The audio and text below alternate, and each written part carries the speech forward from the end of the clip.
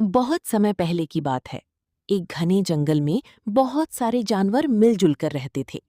उसी जंगल में हाथियों का एक बड़ा झुंड भी रहता था।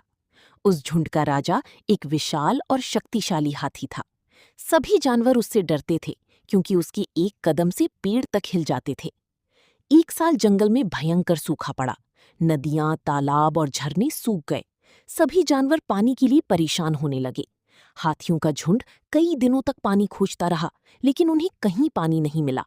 आखिरकार हाथियों के राजा को अपने पूर्वजों द्वारा बताई गई एक पुरानी तालाब की याद आई। उसने अपनी झुंड को लेकर उस तालाब की ओर चलना शुरू किया। कई दिनों की यात्रा के बाद वे उस तालाब तक पहुंच गए। तालाब में अभी भी काफी पानी था।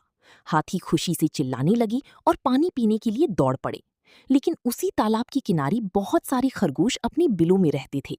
जब हाथी तालाब की ओर भागी तो उनके भारी पैरों के नीचे कई खरगोशों की बिल टूट गए।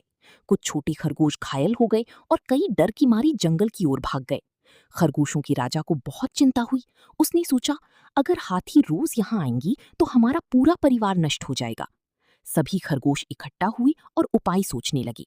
तभी एक बूढ़ा और चतुर खरगोश बोला, शक्ति से हम हाथियों को नहीं हरा सकते, लेकिन बुद्धि से जरूर जीत सकते हैं। मुझे एक मौका दीजिए। अगले दिन वो छोटा खरगोश हाथियों की राजा के पास पहुंचा। हाथियों का राजा उसे देखकर बोला, इतनी छोटी जीव, तुम यहाँ क्यों आई हो? खरगोश ने विनम्रता से कहा, महाराज, मैं चंद्रदेव का दूत हूँ। उन्होंने मुझे आपके पास भेजा है। ये सुनकर हाथियों का राजा आश्चर्यचकित हो गया। उसने पूछा, चंद्रदेव ने क्या संदेश भेजा है? खरगोश बोला, जिस तालाब में आप पानी पीने जाती हैं वो चंद्रदेव का पवित्र तालाब है। वहां खरगोश उनके प्रिय सेवक हैं। आपकी झुंड ने उनके सेवकों को नुकसान पहुंचाया है।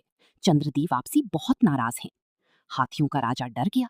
उसने कहा, यदि ऐसा है तो मैं उनसे क्षमा मांगना चाहता हूँ। चतुर खरगोश उसी रात में तालाब के पास ले गया।